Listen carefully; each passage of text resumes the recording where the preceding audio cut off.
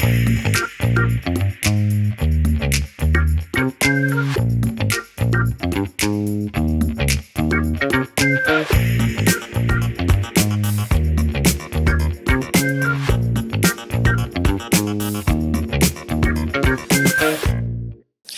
Jesus, satu anugerah hari ini saya sengaja atau tidak disengaja, karena di dalam Yesus tidak ada yang disengaja. Saya berjumpa dengan gembala sidang muda, pelayanannya juga sangat muda. Usia daripada Calvin Rizky ini adalah 31 tahun. Pelayanan masih hitungan bulan sebagai gembala sidang sebuah gereja GBI, tetapi dia punya latar belakang yang berliku, yang rumit. Kenapa rumit? Karena itu bukan dunia saya. Calvin Rizky adalah mantan daripada hacker ulung, hacker sejati, hacker wahid, yang mana nanti kita akan dengar ceritanya di podcast Mulai Dari Nol. Ada banyak sisi mulai dari nol yang kita akan explore dari Calvin Rizky, yang saya yakin akan jadi berkat untuk semua teman-teman muda podcast dari Mulai Dari Nol. Jadi Calvin, mulai dari mana bisa jadi hacker ulung, hacker kelas wahid, sampai institusi negara, sampai travel yang terkenal dihack, seperti apa awalnya? Ya, terima kasih Om. Kalau awalnya semua dari kegelapan kehidupan. Kegelapan kehidupan. Iya, dan kepepetnya ekonomi. Iya, iya. Jadi berawal dari saya itu hanya sebagai hacking game. Hacking game. Iya, sama main coding, ya apapun yang berbentuk hacking di dalam game itu bisa dijadikan satu chip dan kita bisa jadikan uang. Nah, gimana mekanismenya? Ini kita sangat awam, sangat awam, beda generasi, dan kita juga nggak pernah main game dan nggak pernah tahu game itu dihack. Gimana? Jadi kalau awal game itu Om, misalnya zaman dulu ada namanya point blank ya. Point blank. Nah, jadi point blank itu ada tingkat-tingkatnya nih, level. Ada yang mayor, ada yang jenderal gitu. Jadi kita masuk sebagai hacker untuk mengambil akun orang itu. Ya. Nah, mengambil akun orang itu dan kita juga bisa menjualkan chip-chip di sana. Seperti itu. Tapi semuanya itu kayak legal. Diamondnya diamond legal, chipnya chip legal. Dan dari situ kita baru menghasilkan uang. Jadi pembeli itu bisa bayar kita, baru kita kasihkan chip-chip legal mereka. Dan misalnya akun orang itu kita ambil dan kita kejual orang lain lagi. Seperti itu. Nah dari situ saya belajar ya semakin pinter ya. Kenal dengan circle-circle yang hacker semua. Jadi kita semakin meningkat pelajarannya. Semakin canggih. Nah, berapa tahun kamu gelutin dunia hacker ini? Kalau gelutin kurang lebih 4,5 tahun sih Om. Dari saya zaman SMP ya. Oh dari zaman SMP? Iya, dari SMP udah main di warnet. SMP, SMA ya menjadi broken. Ya udah terjunlah di dunia hacker seperti itu. Dan sampai puncaknya bisa ngehack institusi resmi, bisa hack atau perusahaan-perusahaan travel yang dimana di sana ada data. Apa yang dihack?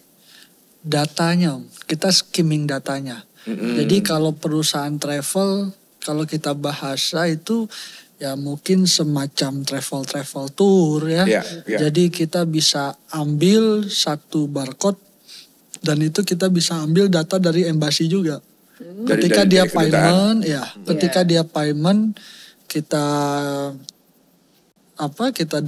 datanya mereka, habis itu kita kasih seperti kode booking palsu, ya kode barcode-nya visanya jadi visa legal, seperti itu. Jadi setiap dia udah payment, saya kasih misalnya kode book dengan apa yang kita punya dari travel kita. Nah dia cek sementara bisa. Benar, ada nama dia, ada nama penerbangan dia, tapi pas dia ke bandara itu nggak bisa. Seperti itu, karena satu tiket belum di-issue, masalah visa juga bermasalah. Seperti itu, jadi kita ambil semuanya, 100% duitnya kita ambil juga semuanya. Seperti itu, jadi kalau dia mau ke bandara, dia harus beli tiket baru lagi, dia harus ngurus visa baru lagi. Seperti itu. Iya. Dan itu menghasilkan uang, pasti menghasilkan uang. Karena orang itu misalnya pergi ke satu negara misalnya 30 juta gitu kan. Jadi si 30 juta itu habis semuanya. Keambil semuanya. Dan selesai. Kamu jalanin ini lama? Kurang lebih 2,5 tahun untuk bertahan hidup. Tapi itu sih bukan bertahan hidup lagi itu sih. Sekali ambil 30 juta, perjalanan ke Eropa sekian juta, perjalanan ke sini sekian juta. Itu mau sampai bergelimang aset dong. Iya. Sampai hidup semalam aja kita bisa habisin 10 juta untuk di bar doang. Untuk kita happy, untuk kita ya macem-macem lah ya Om. Terus juga sudah hampir kebeli ya sebuah apartemen, tapi semuanya itu harus hilang. Saya punya 6 apartemen, ya semuanya hilang. Karena ada satu tudingan kasus yang besar, yang dimana nama saya juga masuk di situ. Jadi semua yang saya miliki dari aset tersebut dikembalikan lagi ke negara. Seperti itu. Dan apa tuh dengan tadi Calvin menceritakan kesulitan hidup gitu ya, kesulitan hidup.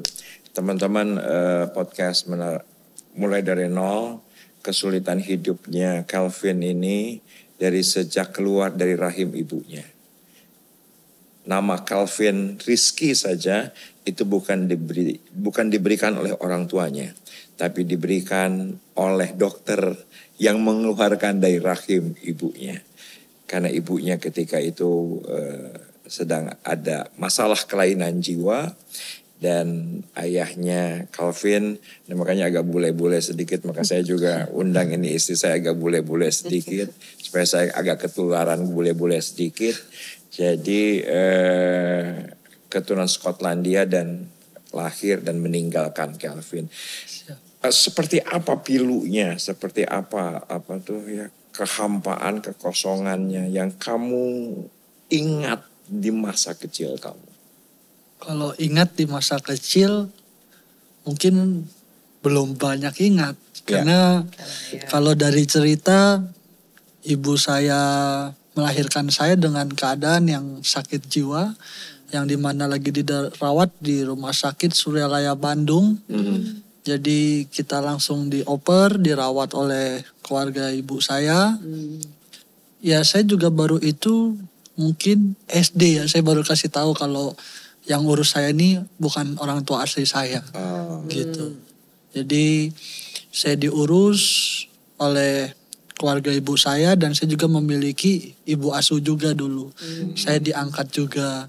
Jadi untuk sekilas tempat tinggalnya kita tidak tahu. Untuk kalau meninggal kuburannya juga nggak tahu. Hanya tahu dari foto aja, untuk foto orang tua saya. Gitu. Ya. Kita ngerti ya perasaannya seperti apa ya. Bagaimana kan diasuh bukan dengan orang tua ya, dengan orang tua sendiri gitu. Bagaimana perjalanan waktu diasuh dengan keluarga ibu, apa yang terjadi gitu? Yang terjadi ya, saya dulu putih ya, rambutnya kuning ya, benar-benar kayak orang bule gitu. Jadi kita lain sendiri, agak lain ya. Jadi dimasukin lah ke dunia perfilman dulu. Jadi masukin dunia foto model, fotogenik, dari model-model yang kayak zaman dulu tuh di mall-mall lah ya, fashion show gitu. Habis itu kita masuklah ke dunia iklan, seperti iklan Panadol, Bangka Manuel, baju Cubitus gitu ya. Habis itu juga kita masuk ke layar lebar, FTV, sinetron, Ronaldo, Wati, Mawar Tak Berduri, Ken Arok. Dan ya sekelas Joshua Obok-Obok, Amanda Manopo, ya satu letting perjalanan sama mereka. Sama mereka. Itu memang lama ya di dalam dunia. Dari kecil mulai kecil udah dibawa sih sama, saya manggilnya sih ayah ya, itu om ya. Adanya ibu saya yang ngerawat saya manggilnya ayah. Jadi dari kecil udah dibawa foto-foto jenik seperti itu, ikut Abang None Jakarta sampai selesai SMP. Itu. Luar biasa ya perjalanan. Dan kamu dirawat, diasuh, dibesarkan dengan cara Muslim, dengan cara agama daripada mama. Iya, benar, agama Muslim. Karena kita semua keluarga dari Sumatera Barat, Padang. Dari Sumatera Barat, Padang. Iya, kalau papa saya tuh Skotlandia. Tetapi gone with the wind. Iya. Gone with the wind, hilang aja. Hilang. Papa nggak ada pernah kontak itu sama? Nggak pernah. Nggak ada ya? Iya, nggak pernah. Iya. Seperti itu. Apa rasa daripada seorang yang fatherless? Iya. Yang oke, kamu ada ayah, kamu ada paman daripada adik daripada mama, tetapi kan kok aku tuh tidak pernah ketemu dengan kata ibu kandung, ayah kandung. Seperti apa rasanya? Ada kekosongan gitu ya. Kekosongan dan kehilangan itu. Ya. Kalau dulu sih ya sedih ya, melihat orang di mall ditenteng tangannya sama mamanya gitu. Peluk, ya sempat bertanya sama keluarga, tapi mereka jawab tidak tahu juga. Jadi ya udah punya orang tua angkat gitu ya. Ya udahlah, ini mama saya, ini dedi saya, mami ya panggilnya dulu.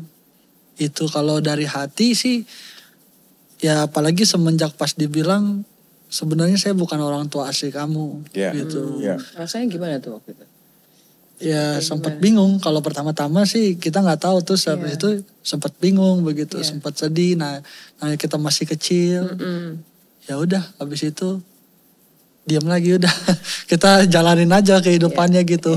Nah itu waktu dengan sama orang tua angkat itu posisinya di mana? Di Bandung atau di Jakarta? Di Jakarta, Cipinang Muara. Oh, di Cipinang Muara, iya, Jakarta. Kebetulan yang angkat saya, ayah saya ini, om saya ini ya panggil ayah, dia adik ibu saya. Dia ini seorang hairstylist, seorang pengurus salon juga. Jadi yang angkat saya ini bosnya. Begitu. Dan kebetulan ibu angkat saya ini punya suami juga direktur LKBN Antara dulunya, kantor berita Antara. Dan juga keluarga ibu saya adalah keluarga besar dari almarhum Haji Lunggana. Iya, tokoh juga ya, tokoh dari P3 kalau nggak salah. Jadi kalau secara kekeluargaan semuanya Muslim, nggak ada yang Kristen, nggak ada yang Katolik ya. Tapi kamu ngelihat diri kamu beda sendiri gitu, putih sendiri, bule sendiri, kuning sendiri gitu kan? Iya. Kayak sedangkan bergaul dengan maaf misalnya dengan pribumi, ada kesulitan nggak? Kalau ya itu satu titik di mana saya menemukan broken home ya kalau zaman sekarang. Jadi saya punya circle yang berbeda dari teman-teman di kompleks saya itu ya. Jadi mungkin ya saya tipenya orang yang sangat gampang untuk bergaul dan sangat senang untuk game, happy gitu. Jadi berawal dari hobi main bola ya, main kelereng, ikan yang zaman dulu masih ngambil di kali gitu. Nah karena keluarga saya nggak mau ngeliat tubuh saya kotor, baju sedikit kotor, kita bau aja tuh nggak boleh begitu. Jadi Ya kalau ketahuan main, saya diambil. Pertama saya diambil suruh pulang gitu kan. Berlanjut, belum bisa juga saya move on gitu. Main-main game sama anak teman-teman saya yang lain kan. Dimarahin gitu. Habis itu ya lari ke pukulan ya. Saya diteriakin begitu. Nah di situ saya sempat ngedown juga seperti itu. Karena hidup di dalam tekanan gitu ya. Gitu. Kalau untuk masalah soal pelajaran ya puji Tuhan nilai saya bagus gitu. Jadi ya apa sih kita kan sekolah udah belajar, masa kita nggak boleh main gitu. Nah dari situ saya dikekang, dari situ dari kecil tuh saya udah mulai jahat gitu ya, bandel. Jiwa berontak. Iya, jadi sore misalnya jam 4 udah main bola, saya panjat pagar. Saya lari, saya buat main bola begitu. Nanti ketahuan diomelin lagi. Seperti itu ya, berlanjut. Kalau nggak ikut syuting gitu ya, kita masuk casting nggak lolos juga dimarahin juga.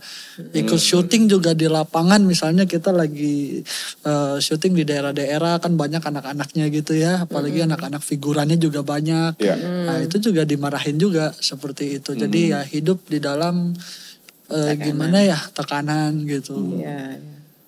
Niatnya baik tapi ya mungkin saya juga I don't know gitu. Kita niatnya buat happy sih. Nah dari situlah baru saya jadi anak yang nakal gitu.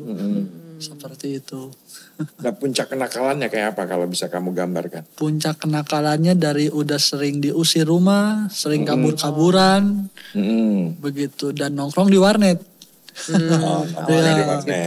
Awal nongkrong di warnet, di rental PS, tapi kebanyakan di warnet. Dari warnet ketemu teman-teman yang kita main game ya.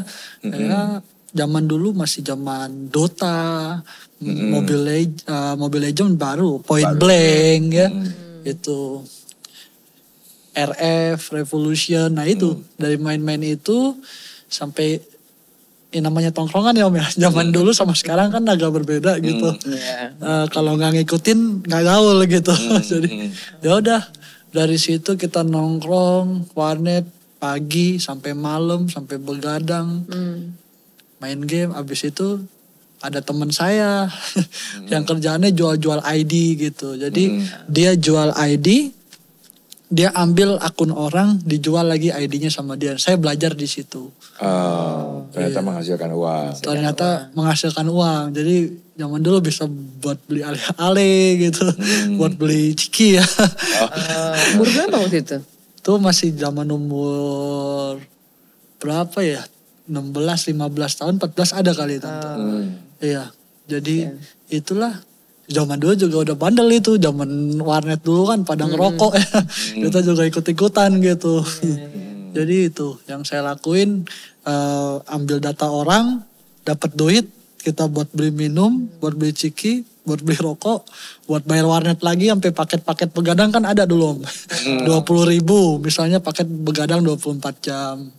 Seperti itu. Jadi misalnya dapat 50.000. Kita beli seperti itu. Satu ID itu berapa? Pada zaman Satu itu. ID zaman dulu masih harga 8.000 tante. Itu yang paling ID yang paling easy lah ya. Kalau yang hardnya paling mahal 150-an. 150. Seperti itu. Pernah gitu yang sampai? Iya pernah. Gitu. Jadi sehari pasti kita ngambil akun orang. Gitu. Karena ya tinggal di warnet situ, kita udah kabur. Nanti kalau keluarga saya datang baru balik lagi. Tapi ya itu. Kadang-kadang keluarga saya ngusir lagi seperti itu. Nah kalau pas ngusir itu kamu tidur di mana? Iya, tidur di mana? Tidur di jalan, tidur warnet itu. Tidur di warnet itu begadang. Jadi tidurlah di warnet itu, kita cari duit di situ, bayar warnet itu, tidur lagi di situ. Wow. Sekolah sempat putus. Iya, sekolah sempat putus. Terus nyambung lagi selesai sekolah SMA. lagi. Selesai SMA.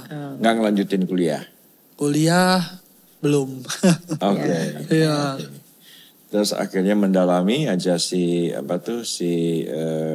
dunia hackers ini, cari uang, pesta, cari uang, hedon, cari uang, mewah-mewahan, yang sampai 4,5 tahun. Udah gitu mulai dari nol secara rohaninya gimana? Nah kalau ngomong rohani, jadi sebenarnya kita bukan mau masuk ke rohani Om. Malah mau ajak teman saya doang untuk rohaninya biar bener lagi gitu. Jadi awal ceritanya saya tuh tinggal di Tanjung Duren, jadi Jakarta Barat. Saya punya teman, dia wanita, dia dari Manado ya. Jadi ya pada hari Minggu itu saya ajak dia ke gereja. Itu karena saya melihat harus dia kembali ke Tuhan, ikut biar dia ya takut dosa gitu ya. Gitu kan gak tahu apa-apa, masih nol gitu. Karena apa yang kamu lihat dari temanmu si Manado itu sampai kamu digerakkan untuk bawa teman kamu ke gereja. Gitu? Karena dia ya sering ke bar, sering marah-marah. Kalau marah-marah kan handphone dibanting, cowoknya digampar gitu. Bisa katanya ya mabok gitu ya. Ya kita sih sebagai tetangga sebenarnya nggak tega juga gitu. Nggak tega dan terganggu. Iya, nggak tega dan terganggu juga pasti kalau malam gitu kan. Jadi udah saya bingung gimana caranya menolongin dia gitu ya. Ya suatu hari saya tanya sama dia tuh cuman punya kerinduan untuk balik aja ke Manado lagi gitu. Tapi satu sisi kan saya nggak bisa ya punya ongkos untuk balikin dia ke Manado. Terus saya langsung ingat karena saya sering ke Central Park, daerah sana mallnya kan banyak gereja. Saya bilang kamu nggak pergi ke gereja aja. Besok kan hari Minggu tuh ibadah aja rame tuh. Di sana banyak yang ke gereja kok saya bilang. Siapa tahu banyak temu teman-teman gitu kan. Udah. Saya bilang sama dia, pas kayak gitu mau ke gereja tapi anterin ya kata dia. Ya udah kita anterin. Habis kayak gitu kita anterin. Saya nggak mau masuk ke dalam gereja. Ya naik kita tepatnya tuh di New Soho. Ya di GBI Keluarga Allah lantai 11 itu saya anterin dia kasih tahu juga. Naik masuk ke dalam saya tinggal. Dia bilang kalau gak mau masuk, saya juga gak mau masuk. Nah ini repot juga saya bilang ya kan. Udah pas kayak gitu, ya udah deh saya acting aja. Yang penting dia ibadah gitu ya. Masuk aja dulu setengah, ntar kita kabur lagi udah di Jadi udah masuk, udah pas bener orang lagi nyanyi-nyanyi gitu kan. Ya kita orang yang awam ya Om yang gak pernah ke gereja. Pada lompat-lompat lagi praise gitu ya, lagi pada memuji Tuhan. Saya udah yang penting dia udah duduk, saya keluar. Itu. Jadi pas saya keluar, asernya itu pelayan Tuhannya tanya kenapa kamu keluar. Saya baikin lagi perjamuan kudusnya. Karena kan memang lagi dalam perjamuan kudus kan. Saya baikin lagi, saya bilang sorry ya saya bukan orang Kristen, saya cuma nganterin teman saya aja. Begitu biar dia ibadah, biar inilah merubah hidupnya gitu. Saya bilang saya ngopi aja di bawah, ntar kalau udah pulang saya jemput lagi. Pas kayak gitu dia bilang oh gitu ya nggak apa-apa kalau mau masuk kata dia kan.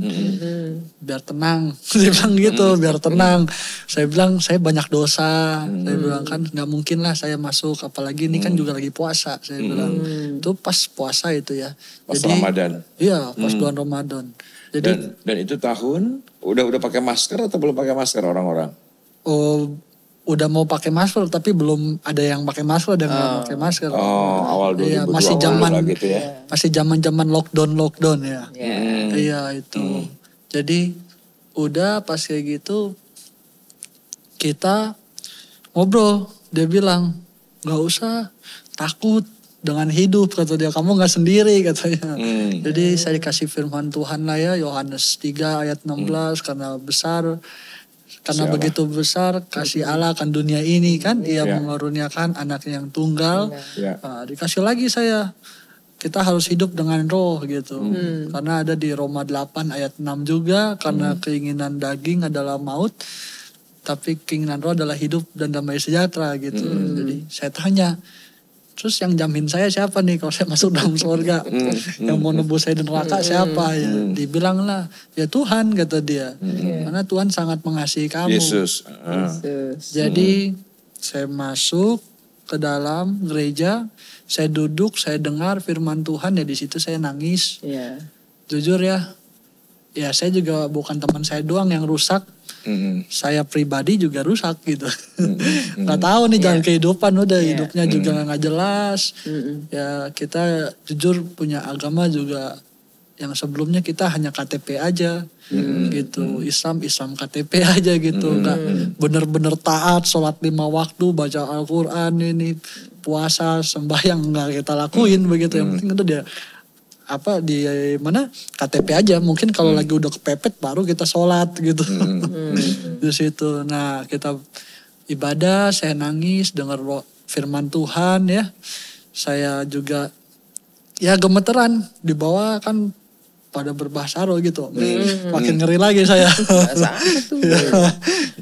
Jadi saya bilang, tapi badan saya juga ikut gemeteran. Bener. Badan saya ikut gemeteran. Saya orangnya yang sering di AC juga. Sering kita di AC. Bisa katanya tidur juga di AC. Gak segemeter-gemeter banget gitu ya kan. Jadi saya pulang saya tanya. Itu orang pada ngapain ya, bahasa apa ya. AC-nya dimainin kali ya. Saya bilang kan biar orang gemeteran gitu kan. Gitu. Saya bilang begitu.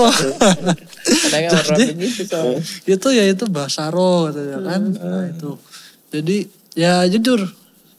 Setiap saya memberi kesaksian ya katanya setiap saya membicarakan firman Tuhan juga kayak misalnya kita lapar, kita haus nih jadi nggak ada rasa itu semua. Jadi dari sisi tubuh aja kita mau bicara aja tuh udah gemetar. Begitu. Jadi ya itu karena kan awal-awal saya belum mengetahui banget, belum tahu sama sekali. Jadi saya balik. Saya makin penasaran. Nah, saya buka lagi, saya download Alkitab di handphone. Di hari sebelum besoknya, kok saya jadi punya Tuhan gitu ya. Saya jadi, kan saya baca tuh dari awal mula, Kejadian, Keluaran, Ulangan. Saya baca dari awal Alkitabnya Om. Jadi udah, oh iya ya, udahlah. Saya pikir ikut Tuhan aja gitu. Jadi, tapi gimana caranya? Disitulah baru saya terus ke gereja. Ke gereja keluarga Allah itu ibadah ikut KKR, ibadah. Terus suatu hari saya pamitan ke rumah keluarga saya. Keluarga angkat. Ya, keluarga angkat saya dan keluarga. Pamitan tuh dalam arti pamit apa? Waktu itu saya mau ngambil ijazah ya Om ya. Ijazah kakak begitu, akte. Karena kan saya udah hidup sebatang kara. Saya mau coba nih Om jalan yang benar gitu kan. Kan kalau jalan yang benar pekerjaan harus pakai persyaratan tuh Om. Kakak, ijazah ya kan. Biasanya main jalan pintas ya. Kalau jalan gak bener kan pakai cara sendiri dapat duit Om. Gitu. Jadi kalau jalan bener kan pakai proses ya. Jadi kita mau ambil tuh ijazah, mau ambil kakak, ya nggak tahu dari siapa juga. Mereka udah tahu saya udah jadi orang Kristen, udah ikut ibadah gitu kan. Suatu hari itu juga pencet bel aja dilempar duit 50.000. Artinya itu disuruh pergi. Iya, barang kita juga dilemparin, kita suruh pergi. Nah di situ saya bingung juga. Jadi ya udah ini yang apa yang harus saya lakukan gitu kan. Tapi karena udah puji Tuhan Om, udah sering baca firman Tuhan. Jadi kuat, saya tuh cuman pikir oh ya bener ya. Kata perjuangannya gak mudah nih hidup ini. Karena kan udah trauma Om. Apalagi dengan kasus saya, polisi datang ke rumah, keluar dari gereja tersebut daripada buat dosa Om takutnya. Saya datang nanti saya dibahas lagi gitu.